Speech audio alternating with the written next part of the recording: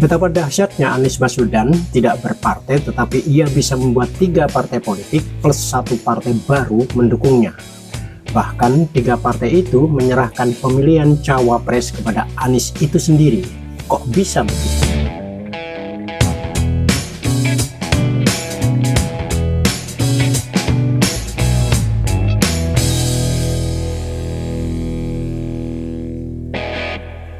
Saudara-saudara sebangsa dan setanah air, sedunia dan seakhirat, secapres maupun bukan, jika beda jangan baper.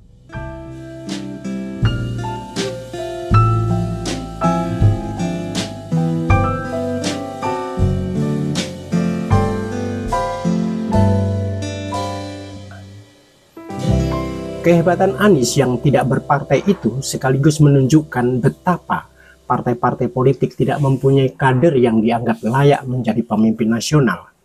Mau dibantah seperti apa, karena kalau punya ngapain nyomot orang luar. Artinya lebih jauh, kader-kadernya sendiri tidak ada yang bermutu. Bisa karena tidak memiliki sistem atau kurikulum pengkaderan, tapi bisa juga mereka mendirikan partai hanya seperti para petualang mendirikan perseroan terbatas.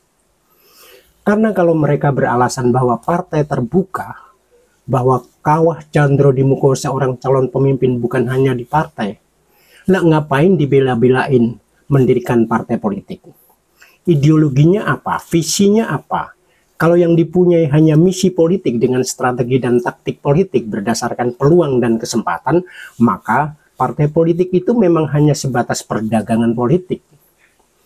Dalam perdagangan yang terjadi antara kualitas barang dagangan yang lebih ribet adalah gimmicknya, promoting dan marketingnya. Apalagi kalau kualitas barang tidak paten betul, makin abal-abal makin canggih pula gimmicknya, manuvernya, punah-puninya.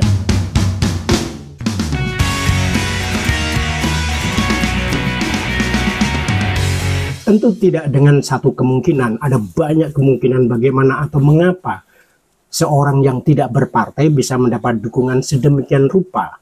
Maka wajar muncul beberapa dugaan. Karena mungkin si barang itu didukung para bohir, konglomerat, atau mungkin pula si barang itu boneka proxy war internasional yang dianggap paling pas bagi kepentingan negara-negara yang marah atau kecewa pada kepemimpinan Indonesia yang sedang berjalan. Amerika Serikat dan beberapa negara Eropa dalam pergulatan ekonomi global mereka tampak tidak enjoy dengan kebijakan Indonesia di bawah Jokowi. Dan rakyat jelantah, sekelas pengamat politik yang hanya dengan berbekal rumors politik yang ada di media akan makin mudah menduga-duga soal kedatangan Dubes AS ke markas PKS yang sehari kemudian partai itu mendeklarasikan resmi Anies sebagai capresnya. Karena ada adigium tidak ada yang kebetulan di dalam politik. Pertanyaan bisa dimunculkan, kenapa Dubes AS tidak ke Golkar atau ke PDI Perjuangan? Atau katakan kenapa tidak ke Nasdem? Kunjungan Dubes AS secara terbuka ke PKS memberi pesan atau sinyal-sinyal politik. Karena sebagian besar dari denyut jantung politik adalah membangun citraan, impresi, kesan yang harus dibangun dengan berbagai gimmick atau gerak-gerik. Seperti halnya analisis Soekarno dengan Soeharto, sosok Anies Baswedan dianggap AS lebih kooperatif dibanding Jokowi atau penerusnya. Mereka membutuhkan koalisi perubahan, bagaimana pemerintah Indonesia berubah menjadi lebih jinak, bisa dikendalikan, dan bukannya makin meliar, apalagi menjadi negara superpower. Di situ kenapa omongan soal tesis dan antitesis adalah wacana yang dikembangkan.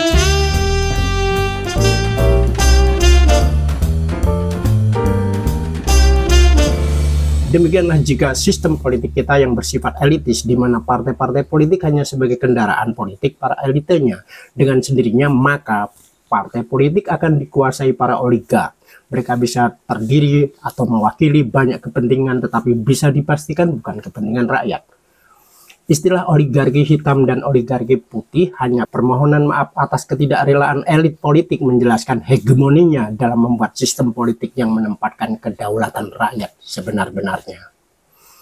Amburadulnya sistem politik, apakah presidensial atau parlementer, hanya memunculkan kekacauan di bawahnya, berupa parlemen sebagai lembaga legislatif dengan diantaranya fungsi pengawasan, melahirkan kekacauan soal tawar-menawar adanya partai oposisi dan koalisi pro pemerintah, Demikian pula pemilu serentak di mana pileg di berbagai tingkat atau daerah berbarengan dengan pilpres, sehingga terjadi koalisi dagang sapi bagaimana hasil kekuasaan sudah dipeta-petakan sedemikian rupa.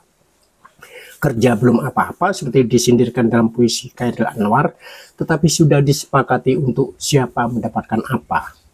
Sebagaimana lahirnya utang piutang dalam politik, kalau kalah saya kembalikan, kalau menang perjanjian utang piutang dianggap selesai, tidak pernah ada.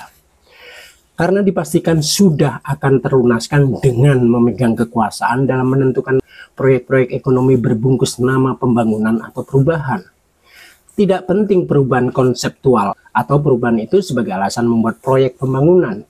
Mengubah gedung lama menjadi gedung baru itu perubahan, bukan mengenai sistem politik, menegakkan hukum, instalasi dan birokrasi pemerintah, pola anggaran dan sebagainya.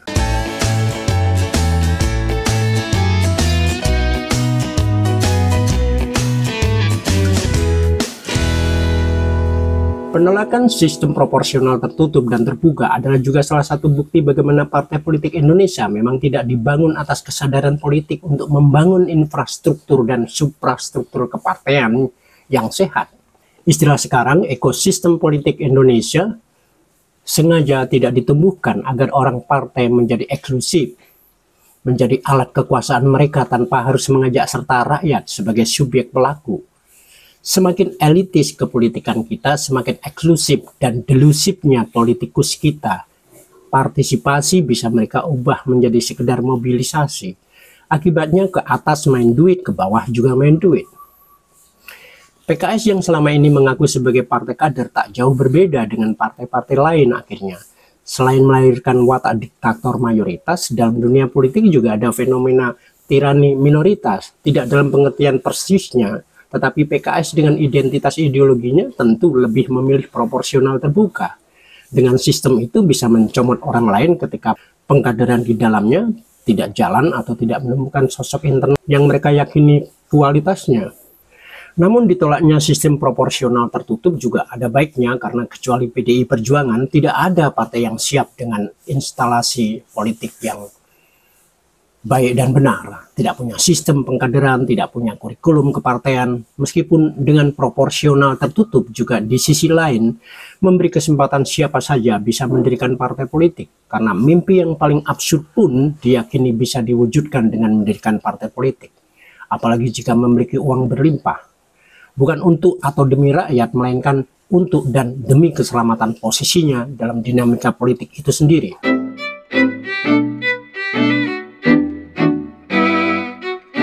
Kekuasaan adalah uang, dan uang adalah kekuasaan. Jika sebuah adagium dibolak-balik tetap sama maknanya, maka segala omong kosong mengenai kepolitikan kita bermuara pada ceruk yang sama, yakni diniati dengan keserakahan yang akut, yang bisa menghalalkan segala cara, menyingkirkan aturan, etika, estetika, poetika. Di situ yang frustrasi dengan situasi ini bukan lagi skeptis, melainkan juga apatis, bahkan fatalis, minimalis, nihilis. Kemudian teriak-teriak mengajak golput, golongan putus asa. Padahal menjadi golput sama saja memberikan karpet merah pada penjahat politik. Di samping golput itu sendiri juga sebenarnya bisa melahirkan penjahat politik juga. Itu soal sudut pandang. Karena yang mendiamkan penjahat bagian dari kejahatan itu sendiri.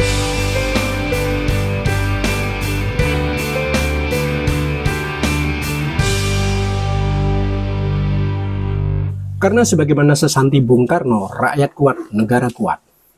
Bahwa sejatinya, dari rahim rakyat yang kuat mau tidak mau, partai politik tidak bisa bersikap seenaknya untuk tidak bertanggung jawab.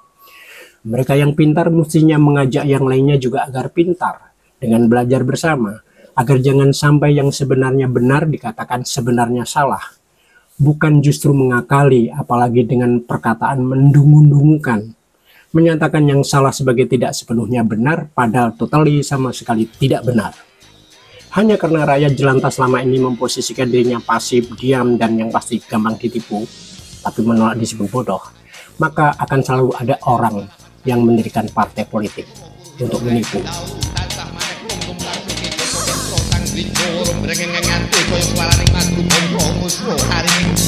Yang ngatos kumeng sering rakti sang resya